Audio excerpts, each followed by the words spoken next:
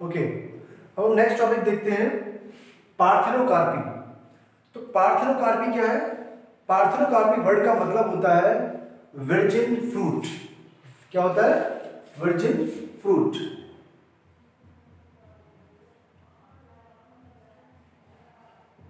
Virgin word का मतलब होता है कि जो कोई भी सेक्सुअल एक्टिविटी में इन्वॉल्व ना हो तो हम वर्जिन कहते हैं। तो अगर कोई फ्रूट ऐसा बन रहा है जो बिना किसी सेक्सुअल प्रोसेस के, हम कह सकते हैं फर्टिलाइजेशन, एग्जैक्ट वर्ड यहाँ पे याद करें, यूज करें तो क्या है वो? फर्टिलाइजेशन।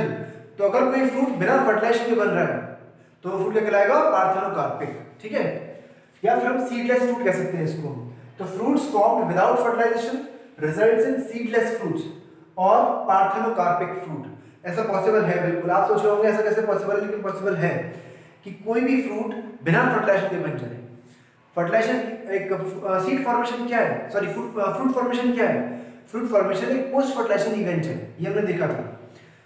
तो बिना फर्टिलाइजेशन के फ्रूट बन रहा है तो मतलब कुछ अलग बात है इसमें, ठीक है, और वही हमको समझना है। तो ये टॉपिक जो है ये थोड़ा सा कंफ्यूजिंग है, इंटरेस्टिंग तो है ही है लेकिन कंफ्यूजिंग भी है। बच्चे अक्सर क्वेश्चन गलत करते हैं। तो अगर आप इस टॉपिक पर कम से कम 20 से 25 एमसीक्यूज नहीं करेंगे इस टॉपिक को करने के बाद, इसके और इसके बाद एक नेक्स्ट टॉपिक में लूंगा एपोमिक्सिस, इन दोनों में अगर आप क्वेश्चंस नहीं करेंगे 20-25 क्वेश्चंस, तो आप कभी भी इस टॉपिक में परफेक्ट नहीं हो पाएंगे और अक्सर इसमें गलती करेंगे। ठीक है, तो क्या करना है आपको, मैं आपको जब ये टॉपिक पढ़ा दूं तो आपको इसमें कम से कम 20 से 25 एमसीक्यूज चाहे नेट से निकालिए चाहे किसी बुक से निकालिए, आपको देखने हैं, समझने हैं, करने हैं। आपको अगर कोई भी इसमें डाउट आता है तो आप प्लीज मुझे सेंड कीजिए अपनी क्वेरीज, ठीक है, लेकिन पहले खुद कोशिश जरूर कीजिए। तो समझते हैं जरा इसको कि पार्थेनोकार्पी कैसे हो सकती है। ये दो टाइप की होती है, एक होती है वेजिटेटिव पार्थेनोकार्पी और एक होती है स्टिमुलेटिव पार्थेनोकार्पी। जो वेजिटेटिव पार्थेनोकार्पी होती है उसको हम जेनेटिक पार्थेनोकार्पी या नेचुरल पार्थेनोकार्पी भी कहते हैं। जेनेटिक या नेचुरल पार्थेनोकार्पी भी हम इसको कहते हैं, ठीक है। तो कुछ जीन्स ऐसी हैं अंदर से या कुछ नेचुरली ऐसा हो रहा है कि जो ओवरी है वो फ्रूट में कन्वर्ट हो रही है। ओवरी तो फ्रूट में कन्वर्ट होती है, बिना फर्टिलाइजेशन के ओवरी जो है वो फ्रूट में कन्वर्ट हो रही है क्योंकि इसमें कुछ जीन्स ऐसी हैं। तो इसे हम कहते हैं नेचुरल पार्थेनोकार्पी। इसमें किसी भी स्टिमुलस की जरूरत नहीं है, किसी भी बाहर से एक्सटर्नल फोर्स की जरूरत नहीं है, इसके पास अपनी जीन्स जो होती हैं वही काफी है अपना इफेक्ट को दिखाने के लिए, ठीक है। एग्जाम्पल क्या है इसका? बनाना, पाइनएप्पल, वैरायटी, सब वैरायटीज ऑफ ग्रेप, पेयर, ठीक है, ये सब इसके एग्जाम्पल्स हैं। अब हम दूसरा देखते हैं, वो क्या है? Stimulative parthenocarpy. स्टिमुलेटिव पार्थेनोकार्पी का मतलब ये है कि ऐसी पार्थेनोकार्पी जिसमें किसी स्टिमुलस की जरूरत पड़ती है। अब वो स्टिमुलस दो तरीके का हो सकता है। वो स्टिमुलस या तो कोई एनवायरमेंटल कंडीशंस हो सकती हैं या कोई हार्मोन हो सकता है। तो हमने इसको दो कैटेगरी में डिवाइड किया है स्टिमुलेटिव को। पहला है एनवायरमेंटल कंडीशंस। एनवायरमेंटल कंडीशन का मतलब क्या है कि जिसमें वो रखा जा रहा है या फिर जिसमें वो है, तो उसका अगर हम टेम्परेचर जो है लो कर दें बहुत, फ्रॉस्ट, फॉग, ये सब क्या कर सकते हैं? They can be act as stimulus. ये चीजें स्टिमुलस की तरह एक्ट कर सकती है और ओवरी को एक फ्रूट में कन्वर्ट कर सकती है बिना फर्टिलाइजेशन के, ठीक है। इसके अलावा अगर कोई पॉलन ग्रेन आकर स्टिग्मा पर बैठता है और पर फर्टिलाइजेशन नहीं करता, वो जनरेट नहीं करता, उसमें से कोई पॉलन ट्यूब नहीं निकलती है, वो डिजेनरेट हो जाता है, लेकिन वो बैठने के बाद एक ऐसा स्टिमुलस छोड़ देता है उसके अंदर, या फिर वो ऐसा स्टिमुलस की तरह काम करता है कि उसके बैठते ही कुछ ऐसे चेंजेस आते हैं ओवरी में कि जो ओवरी होती है वो फ्रूट में कन्वर्ट हो जाती है, ठीक है। तो उसको भी हम क्या कहते हैं? पार्थेनोकार्पी। तो pollen grain, fog, frost, low temperature, these can be stimulant, environmental stimulant, which can convert an ovary into fruit. और ऐसे फ्रूट में भी सीड नहीं होगा, ठीक है, क्योंकि फर्टिलाइजेशन नहीं हुआ। तो पेयर, ऑलिव, कैप्सिकम, टोमेटो, सब वैराइटीज ऑफ टोमेटो, ये सब क्या एग्जांपल है किसके? जो कि एनवायरमेंटल स्टिमुलेटिव से बनते हैं या पैदा होते हैं। नेक्स्ट है हार्मोन्स। अगर हम कुछ हार्मोन्स, ग्रोथ हार्मोन जैसे कि ऑक्सिन और गिबरेलिंस, अगर इन हार्मोन्स को हम एक पर्टिकुलर कंसंट्रेशन, कितनी कंसंट्रेशन? 10⁻⁻⁶ to 10⁻⁷ मोलर कंसंट्रेशन में अगर हम स्प्रे करते हैं प्लांट पर, तो क्या होता है? तो उसमें जो ओवरी होती है वो ओवरी फ्रूट में कन्वर्ट हो जाती है बिना फर्टिलाइजेशन के। तो ऐसा कैसे हुआ? हमने उसमें हार्मोन्स का पेस्ट या स्प्रे हमने उस पर डाला, ठीक है। कौन सा हार्मोन? Oxygen gibberellin. तो इससे भी क्या होता है, जो फ्रूट, जो ओवरी होती है फ्रूट में कन्वर्ट हो जाती है। इसका एग्जांपल क्या है? Some varieties of tomato, citrus, citrus मतलब ऑरेंज और मौसमी, ये सब जो होते हैं ना, ये सिट्रस फ्रूट्स कहलाते हैं। Lemon, strawberry, blackberry, fig, fig क्या है? अंजीर, जिसे हम हिंदी में कहते हैं अंजीर, ठीक है। तो ये सब कुछ एग्जांपल्स हैं जो कि हार्मोनल स्टिमुलेटेड पार्थेनोकार्पी से बनते हैं, ठीक है। तो इट इज पार्थेनोकार्पी मतलब कि ओवरी का फ्रूट में कन्वर्ट हो जाना बिना फर्टिलाइजेशन के, ये याद रखिएगा इस पॉइंट को, ठीक है। तो ये यहाँ पर पार्थेनोकार्पी खत्म हो जाती है। अब हम देखेंगे apomixis. Okay, now next topic is apomixis. तो एपोमिक्सिस क्या है? एपोमिक्सिस का मतलब ये है कि इसमें सीड्स बनेंगे, ठीक है, बिना फर्टिलाइजेशन के। पार्थेनोकार्पी क्या था? जिसमें फ्रूट बन रहा था बिना फर्टिलाइजेशन के। यहाँ पर एक फ्रूट तो बनेगा ही बनेगा, लेकिन उस फ्रूट के अंदर सीड भी होंगे, पर वो सीड फर्टिलाइजेशन से नहीं बनेंगे, ठीक है। तो इसमें हम कह सकते हैं formation of seed without fertilisation and seeds, such seeds are called apomictic seeds. और ऐसे सीड क्या कहलाएंगे? Apomictic seeds. तो कहने का मतलब ये है कि एपोमिक्सिस जो होता है, it mimics sexual reproduction. Mimics का मतलब क्या होता है? कॉपी, या उसके जैसा लगता है, सेक्सुअल रिप्रोडक्शन जैसा, तो इसमें सीड बन रहा है, बट इसमें कोई गैमेट का फ्यूजन नहीं होता, मतलब फर्टिलाइजेशन नहीं होता, ठीक है। तो उसके लिए बहुत इंपॉर्टेंट लाइन है, it mimics sexual reproduction but gamete fusion does not happen।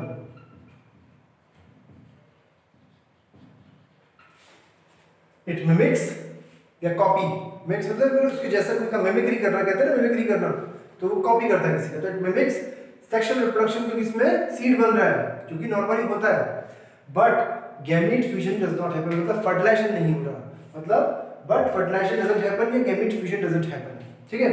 अब इस कैसे हो सकता है, इसको हम देखते हैं जरा। ये दो टाइप का होता है, पहली है एक गैमोस्पर्मी, दूसरी है एडवेंटेटिव एम्ब्रियोनी, ठीक है। तो एगेमोस्पर्मी में क्या होता है? एगेमोस्पर्मी में एम्ब्रियो सैक बनेगा, पहली बात तो याद कर लीजिए, और इसमें बनेगा क्या? एम्ब्रियो। पहला पॉइंट ये नोट कर लीजिए, इसमें बनेगा क्या? एम्ब्रियो सैक, इसमें बनेगा क्या? एम्ब्रियो। एम्ब्रियो सैक मतलब क्या हुआ?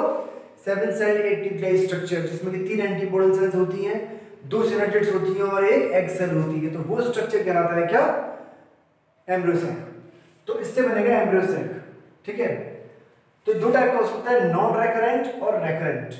एगेमोस्पर्मी अगर again there are two types, non recurrent और रेकरेंट। नॉन रेकरेंट में क्या होता है? इसमें हैप्लॉइड, इसमें हैप्लॉइड एग बनता है, ठीक है, मतलब हैप्लॉइड क्या नाम है, एम्ब्रियो बनता है, ठीक है। कैसे बनता है? जैसे कि देखिए, ये एम्ब्रियो सैक है, इसमें ये एंटीपोडल सेल्स हैं, ये सिनर्जिड्स हैं, ये एग सेल है। अगर ये एग सेल एम्ब्रियो में डेवलप हो जाए बिना गैमेटिक फ्यूजन के, तो सीड बन जाएगा, ठीक है। तो क्या होगा? सीड बनने के चांस है। लेकिन ये कैसा है? ये हैप्लॉइड है। अगर ये डेवलप होगा एम्ब्रियो में, तो वो एम्ब्रियो भी हैप्लॉइड होगा, जो कि पॉसिबल नहीं है। एम्ब्रियो हमेशा डिप्लॉइड ही होना चाहिए। तो इसलिए कंडीशन कैसी है? वायबल नहीं है। तो इसलिए कंडीशन मिलती नहीं है नेचर में, ठीक है। ऐसा एक टाइप बना दिया है इसका कि हाँ, ये टाइप अगर हैप्लॉइड है, ओके, डिजेनरेट हो जाता है, खत्म हो जाता है, क्योंकि वायबल नहीं है, ठीक है। तो हैप्लॉइड एम्ब्रियो बनता है इसमें, नॉट वायबल। वायबल का मतलब क्या होता है? कि ना होना है, पॉसिबल ना होना, ठीक है। ओके, नेक्स्ट है रेकरेंट एगेमोस्पर्मी। रेकरेंट में क्या होता है? रेकरेंट में इसमें भी एम्ब्रियो सैक बनेगा, मैंने बताया यहाँ पर एम्ब्रियो सैक बनता है, इसमें भी, इसमें भी। तो यहाँ पर जो एम्ब्रियो सैक बन रहा है वो कैसे बन रहा है? वो या तो न्यूक्लियर सेल से बन रहा है, मतलब न्यूक्लियस की सेल से। न्यूक्लियस कहाँ प्रेजेंट है? इस एम्ब्रियो सैक के बाहर, ये इंटेगुमेंट है, तो यहाँ पर न्यूक्लियस प्रेजेंट है। अगर यहाँ की कोई एक सेल डेवलप कर जाती है, किसमें? यहाँ की सेल कैसी सेल डिप्लॉयड है सेल की बाहर की, तो अगर ये सेल डेवलप कर जाती है एम्ब्रियो सैक में, और वो एम्ब्रियो सैक आगे चलकर एम्ब्रियो बन जा, उसके अंदर एम्ब्रियो बनता है, तो वो कहलाता है क्या? एपोस्पोरी, ठीक है, और वो है रेकरेंट एगेमोस्पर्मिक टाइप। तो एगेमोस्पर्मी दो टाइप की हो गई, नॉन रेकरेंट और रेकरेंट। नॉन रेकरेंट की तो हम बात ही क्या करें, क्योंकि उसमें एम्ब्रियो जो बनता है वो हैप्लॉइड बनता है, तो उसकी तो छोड़ दीजिए आप, ठीक है। लेकिन यहाँ पर क्या हो रहा है, यहाँ पर डिप्लॉइड बन रहा है। डिप्लॉइड सेल एक एम्ब्रियो सैक में कन्वर्ट हो रही है, और डिप्लॉइड सेल अगर एम्ब्रियो सैक बना रही है तो उसके अंदर की सेल भी सारी कैसी होंगी, डिप्लॉइड ही होंगी, यानी कि वो एम्ब्रियो सैक वायबल होगा, ठीक है। तो उसका एम्ब्रियो ग्रो कर सकता है, यानी कि वो एक सीड बन सकता है। तो ये अगर मान लीजिए ये न्यूक्लियस की सेल से बना हुआ है, मान लो इस सेल से बना है ये पूरा एम्ब्रियो सैक, ठीक। नॉर्मली क्या होता है, मियोसिस से बनता है, मियोसिस नहीं हुई यहाँ पर, मियोसिस नहीं हुई यहाँ पर। कोई न्यूक्लियस की जो सेल थी वो एक सेल एम्ब्रियो सैक में डेवलप हो गई पूरा, ठीक है। ये बना ही नहीं, मान लो स्टार्टिंग में क्या होता है, स्टार्टिंग में सारा ये होता है, सारा इसमें न्यूक्लियस की सेल्स प्रेजेंट होती है पूरी, इधर पूरा भरा होता है न्यूक्लियस सेल से। अब इसमें से एक सेल नॉर्मली क्या होता है, वो मेगास्पोरोजेनेसिस होती है, और वो एक सेल फिर धीरे धीरे क्या बनाती है, मेगास्पोर बनाती है, और मेगास्पोर से फिर क्या बनता है, एम्ब्रियो सैक बनता है, ये हमने पढ़ा है। लेकिन यहाँ पर एक सेल सीधे सीधे एम्ब्रियो सैक बना रही है बिना किसी मेगास्पोर को बनाए, कोई मियोसिस हो ही नहीं रहा, यानी डिप्लॉइड न्यूक्लियस सेल ने एक एम्ब्रियो सैक बना दिया। मान लीजिए यहाँ पर मैं एम्ब्रियो सैक बना देता हूँ, ये एम्ब्रियो सैक बना दिया इसने, उसकी जो सारी सेल्स होंगी वो कैसी होंगी, वो डिप्लॉइड होंगी, क्योंकि डिप्लॉइड से ही डेवलप हुआ है, मियोसिस तो ही नहीं, तो हैप्लॉइड कहाँ से होंगी, तो इसलिए सारी सेल इसके अंदर डिप्लॉइड होंगी, यानी कि इसका जो एक्स सेल होगा वो ऑलरेडी डिप्लॉइड है, तो वो अगर एम्ब्रियो में ग्रो करेगा तो एम्ब्रियो कैसा होगा, डिप्लॉइड होगा, ठीक है। तो यानी कि कंडीशन वायबल हो सकती है, क्योंकि नॉर्मली फर्टिलाइजेशन के बाद क्या होता है, एम्ब्रियो डिप्लॉइड हो जाता है, यहाँ पर वैसे ही हो गया बिना फर्टिलाइजेशन के। न्यूक्लियर सेल ने खुद को डेवलप किया किसमें, एम्ब्रियो सैक में। उसका जो एम्ब्रियो होगा वो क्या होगा, डिप्लॉइड होगा, उसका जो एक्स सेल होगा वो क्या, डिप्लॉइड होगा। एक्स सेल अगर एम्ब्रियो में डेवलप कर जाए तो क्या होगा, तो वो एक वायबल कंडीशन हो सकता है, और ये पूरा जो एम्ब्रियो सैक है वो, ये पूरा जो ओव्यूल है वो किस में कन्वर्ट हो जाएगा, वो सीड में कन्वर्ट हो जाएगा। ये ओव्यूल तो सीड बनता है, ये ओव्यूल पूरा सीड में कन्वर्ट हो जाएगा, और ये अंदर इसमें एम्ब्रियो डेवलप कर जाएगा, ठीक है। तो इसे हम कहते हैं एपोस्पोरी, अगर वो न्यूक्लियर सेल से डेवलप हो रहा है तो एम्ब्रियो सैक। अगर मेगास्पोर मदर सेल जो थी, मेगास्पोर मदर सेल क्या होती है, हमें पता है स्टार्टिंग में सारी क्या होती है, न्यूक्लियर सेल्स होती है, लेकिन कुछ सेल जो माइक्रोपाइल की तरफ होती है, they undergo meiosis, they differentiate into megaspore mother cell, and those megaspore mother cell undergo meiosis to form megaspore, ठीक है। तो यहाँ से कुछ सेल ऐसी होती है जो कि जिनमें जो डिफरेंशिएट हो जाती है इसमें मेगास्पोर मदर सेल में, ये बता चुका हूँ आपको पहले में, और वो मेगास्पोर मदर सेल फिर मियोसिस में जाते हैं और उससे मेगास्पोर बनता है। लेकिन अगर इसकी कोई अगर मान लो ये न्यूक्लियर सेल है, ये डिफरेंशिएट हो गई मेगास्पोर मदर सेल में, नेक्स्ट स्टेप क्या होना चाहिए, मियोसिस होनी चाहिए, नहीं हुई मियोसिस, ये megaspore mother cell embryo sac में डेवलप हो गई सीधे सीधे, जैसे कि न्यूक्लियर सेल हो गई थी थोड़ी देर पहले। अगर ये डेवलप होती है तो इसे हम कहते हैं क्या, डिप्लोस्पोरी। डिप्लोस्पोरी मतलब फ्रॉम मेगास्पोर मदर सेल से बन रहा है एम्ब्रियो सैक, समझ में आया। तो ये दो टाइप है रेकरेंट एगेमोस्पर्मी की। एक है नेक्स्ट है फिर दूसरा टाइप का एपोमिक्सिस, एडवेंटेटिव एम्ब्रियोनी या स्पोरोफाइटिक बडिंग। एडवेंटेटिव एम्ब्रियोनी या स्पोरोफाइटिक बडिंग है ये नेक्स्ट टाइप का। इसमें एम्ब्रियो बनता है, ठीक है, इसमें सीधे एम्ब्रियो बनेगा, एम्ब्रियो सैक नहीं बनेगा। कैसे होता है इसमें डिप्लॉइड एम्ब्रियो बनेगा। कैसे बन सकता है, दो चीज से बन सकता है, या तो न्यूक्लियर सेल से बनेगा। अब आप कहोगे सर यहाँ पे तो बना था, लेकिन यहाँ पर एम्ब्रियो सैक बना था।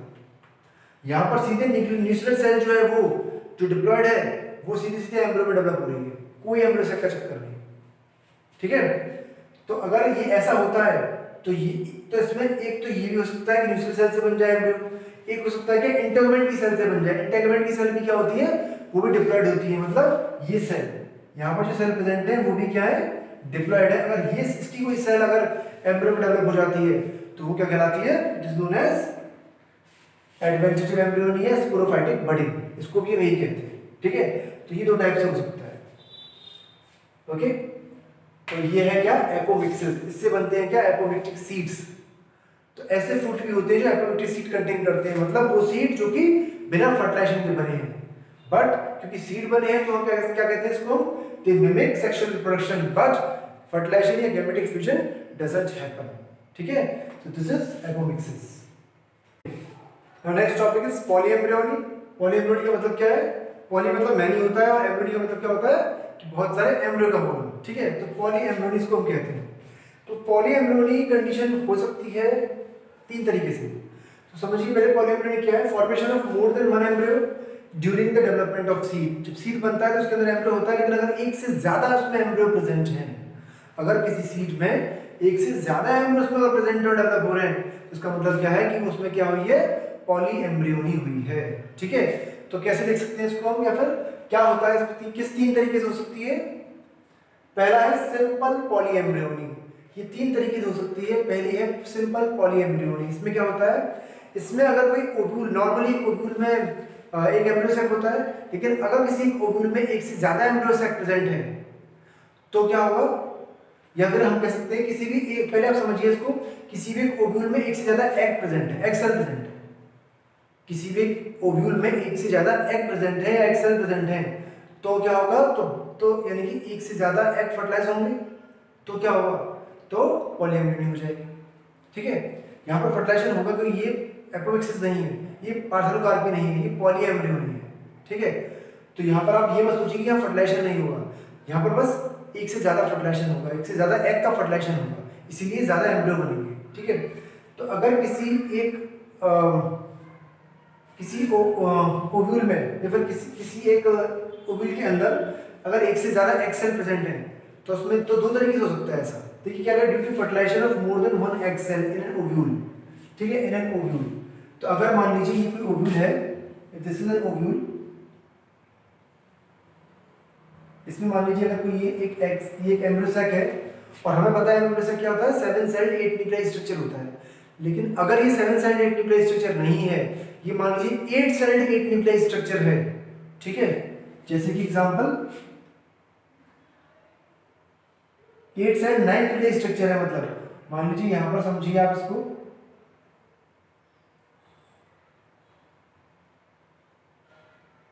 ऐसे है। अब यहां पर देखिए ये भी एक एग सेल है और ये भी एक एग सेल है। तो एक ओव्यूल में, एक ही ओव्यूल में उस एक एम्ब्रियो सैक है, उस एम्ब्रियो सैक के अंदर 2 एग सेल है। तो कहने का मतलब क्या कह रहा था ये? Due to fertilisation of more than one egg cell in an ovule. तो एक ओव्यूल के अंदर एक से ज्यादा अगर एग सेल हो गई, इसमें एक से एग सेल हो गया, एक एग सेल हो गया, तो दोनों का अलग-अलग फर्टिलाइजेशन होगा तो 2 एम्ब्रियो बनेंगे। अगर एक से ज्यादा एम्ब्रियो बनता है तो क्या कहते हैं? पॉलीएम्ब्रियोनी। तो हो गई पॉलीएम्ब्रियोनी, समझ में आया? अगर किसी एक ओव्यूल में एक ही एम्ब्रियो सैक है, लेकिन उस एम्ब्रियो सैक के अंदर एक से ज्यादा एग सेल है, तो क्या होगा? पॉलीएम्ब्रियोनी कंडीशन हो जाएगी। या फिर किसी एक ओव्यूल में एक से ज्यादा एम्ब्रियो सैक हो, नॉर्मल एम्ब्रियो सैक है लेकिन वो एक से ज्यादा है, तो क्या होगा? तो अभी ओव्यूल में कितने एग सेल हैं? 2 एग सेल हैं, एक इस वाले एम्ब्रियो सैक में, एक इस एम्ब्रियो सैक में, और दोनों का अलग-अलग फर्टिलाइजेशन होगा, तो क्या होगा? तो अभी पॉलीएम्ब्रियोनी हो जाएगी, ठीक है। तो इसमें देखिए क्या लिखा है, आप समझिए इसको। सिंपल पॉलीएम्ब्रियोनी क्या है?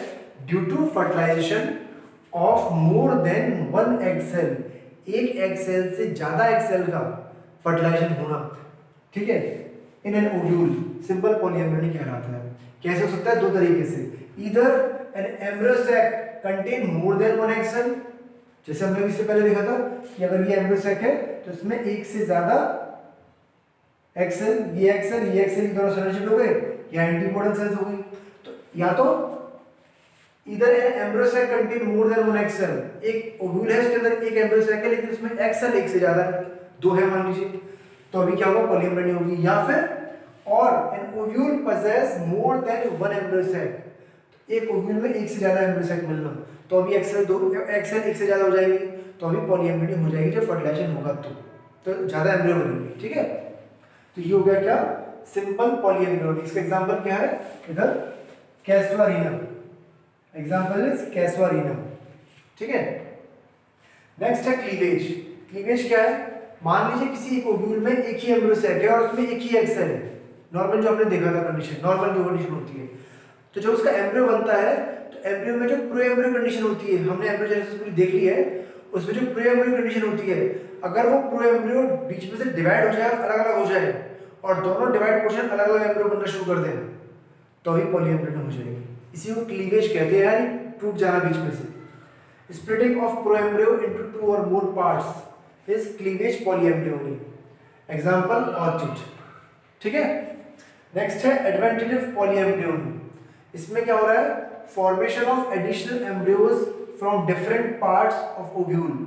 ओव्यूल के कुछ और पार्ट जो है वो डिफरेंट वो बना रहे हैं, क्या बना रहे हैं, एम्ब्रियो बना रहे हैं। जैसे कि मान लीजिए कोई एक एम्ब्रियो सैक है नॉर्मल, ये एम्ब्रियो सैक है ओव्यूल के अंदर। ठीक है, अगर ये सिनर्जिड एक एम्ब्रियो में डेवलप हो जाए, अगर ये सिनर्जिड एक एम्ब्रियो में डेवलप हो जाए तो कितने एम्ब्रियो हो जाएंगे, एक तो ये हो जाएगा और एक ये हो जाएगा, पॉलीएम्ब्रियोनी हो गई। ठीक है, मतलब ये वाला तो बना किससे, फर्टिलाइजेशन से, ये बिना फर्टिलाइजेशन के बन गया एपोमिक्सिस से मान लीजिए, तो 2 एम्ब्रियो हो गए, तो इसमें क्या हो गया, पॉलीएम्ब्रियोनी हो गई। अगर एंटीपोडल सेल जो ऊपर की तरफ है, अगर ये डेवलप हो जाए एम्ब्रियो में तो अभी पॉलीएम्ब्रियोनी हो जाएगी।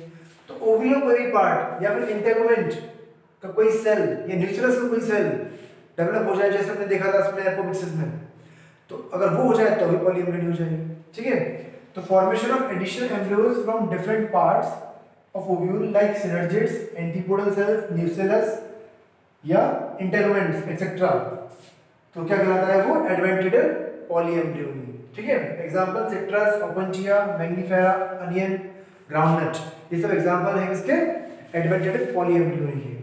तो ये पॉलीएम्ब्रियोनी है पूरी, इसको भी, इस पर भी बहुत क्वेश्चंस आते हैं, इसको अच्छे से समझ लीजिए।